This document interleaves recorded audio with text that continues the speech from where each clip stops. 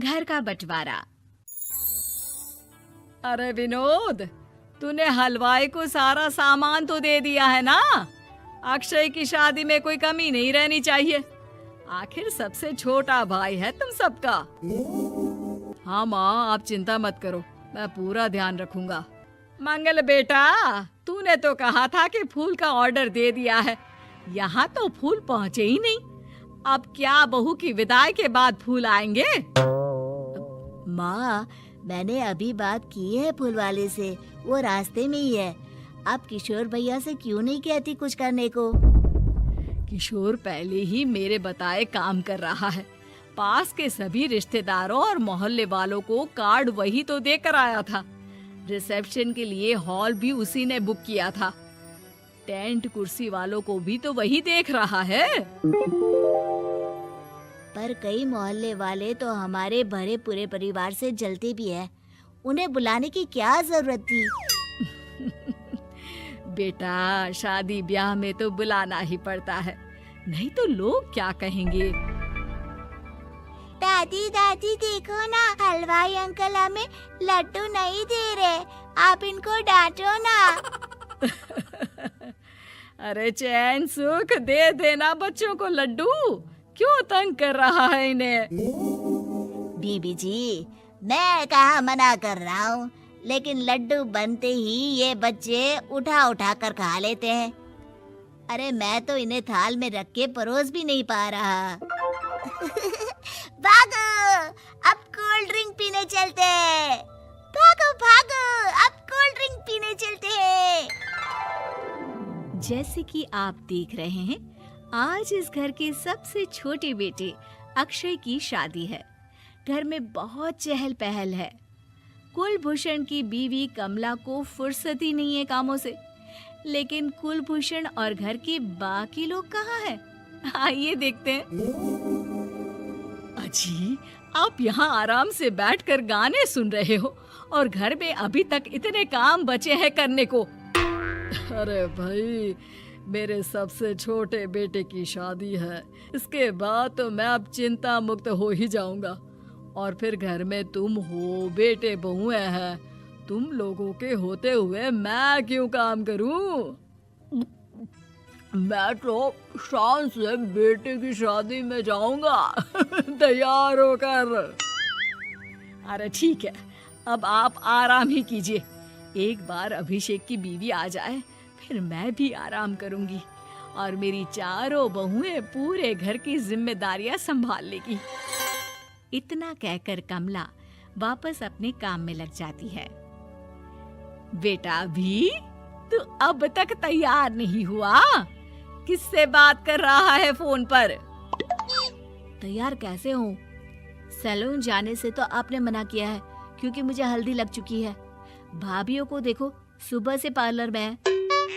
अक्षय की शादी हो जाती है और नंदिता बहू बनकर घर आ जाती है, लेकिन इस घर की खुशियों को मानो किसी की नजर लग गई थी। नंदिता के आने के बाद आए दिन घर की शांति भंग होती रहती।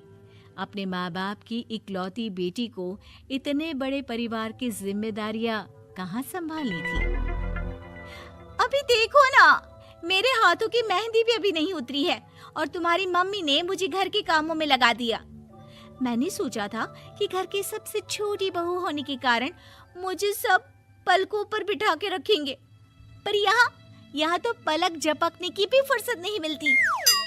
देखो नंदू, शादी के पहले ही मेरे घर वालों ने तुम्हें और तुम्हारे पेरेंट्स को बता दिया था कि मैं जॉइंट फैमिली में रहता हूँ, तो फिर अब ये शिकायत क्यों? और फिर तुमसे पहले मेरी भाभी भी तो आई थी शादी करके, उन्होंने तो कभी कुछ नहीं कहा। नंदिता तब तो चुप हो जाती है, लेकिन ऐसा बहुत दिनों तक नहीं चलता।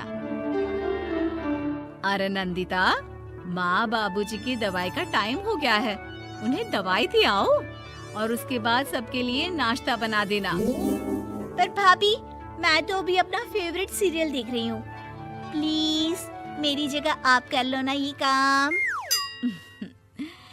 ठीक है, मैं तेरी जगह माँ बाबूजी को दवाई दे आती हूँ और नाश्ता बना लेती हूँ।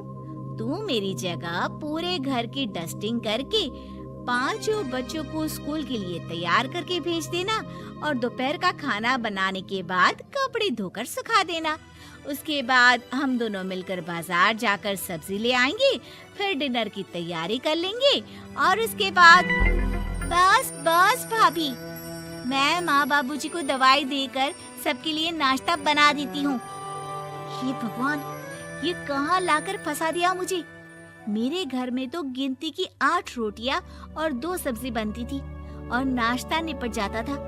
यहाँ तो रोटियों का ढेर और सब्जियां बड़े बड़े पतीलों में बनानी पड़ती है। नाश्ता बनते बनते लंच का टाइम हो जाता है और लंच बनते बनते डिनर का। अभी मुझ में तुम्हारे पूरे परिवार का नखरा उठाने की और ताकत नहीं बची। मैं ऐसे नहीं रह सकती। अरे तो क्या चाहती हो तुम? मुझे अलग रहना है बस। तो ठीक है, हम कल ही शिफ्ट हो जाएंगे किराए के घर में। इतना बड़ा घर होते हुए हम किराए पे क्यों रहेंगे? ना जी ना, घर में ही दीवार खड़ी करो अपने हिस्से के आगे। घर के साथ साथ घर की खुशियों में भी दीवार खींच जाती है। ऐसे ही कई महीने बीत जाते हैं और नंदिता माँ बन जाती है। बच्चे के आने से अभिषेक के कंधों पर खर्चों का बोझ आ पड़ता है। अभिषेक का बोझ कम करने के लिए नंदिता भी पार्ट टाइम जॉब कर लेती है, लेकिन इससे उसके सर पर नौकरी, घर और बच्चे की जिम्मेदारी बढ़ जाती है। नंदिता, ये क्या है? तुमने घर भी ठीक से साफ नहीं किया, ना ही मेरे कपड़े धुले हैं। चिंटू के बाल भी कटवाने जाना था, देखो उसके बाल कितने बढ़ गए हैं। अरे करती क्या हो पूरा दिन तुम? मैं करती क्या हूँ? तुम्हारा नाश्ता और लंच बनाने के बाद चिंटू को डे केयर सेंटर पर छोड़कर आती हूँ, फिर खुद ऑफिस जाती हूँ। पूरा दिन काम करके आने के बाद बिना आराम किए बाजार से सब्जियाँ लेकर आती हूँ, घर आकर खाना बनाती हूँ, चिंटू को देखती हूँ और क्या करूँ मैं? तो किसने कहा था अपने सर पर इतने काम लेने को? मत जाओ ऑफिस। ऑफिस जाए बिना घर के खर्चे कहाँ से पूरे होंगे? चिंटू की डे केयर का खर्च, उसके लिए बेबी फूड का खर्च, प्रेस वाले का खर्च, ये सब तुम्हारी सैलरी से होता नहीं है। अगर परिवार से अलग नहीं होती तो इतनी मुसीबतें नहीं उठानी पड़ती तुम्हें परिवार के साथ मिलकर काम करने में दिक्कत थी, लेकिन काम तो अब भी बहुत है तुम्हारे सर पर। चिंटू को भी डे केयर भेजने की जरूरत नहीं पड़ती। उसको गोद में खिलाने के लिए दादा दादी और घर के सभी बड़े होते।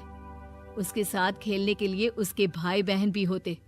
मेरे तीनों बड़े भाइयों के बच्चे भी बड़े हुए हैं, लेकिन बिना महंगा बेबी फूड खाए, क्योंकि मेरी माँ और भाभियाँ बहुत अच्छे से जानती है कि बच्चे को क्या खिलाना चाहिए।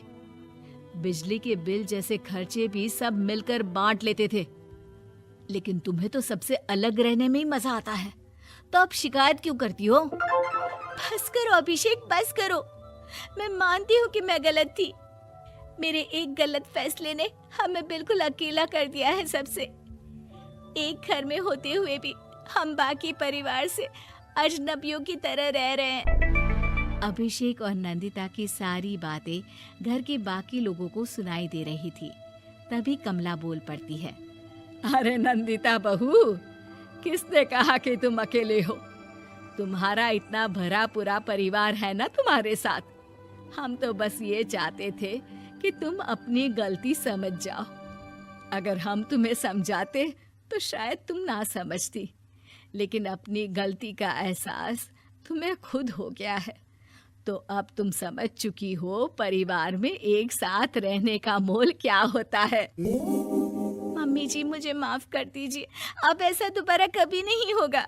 अरे माफी बाद में, पहले मेरा पोता जरा मेरी गोद में तो दे, और तू जाकर सबके लिए चाय बना ला।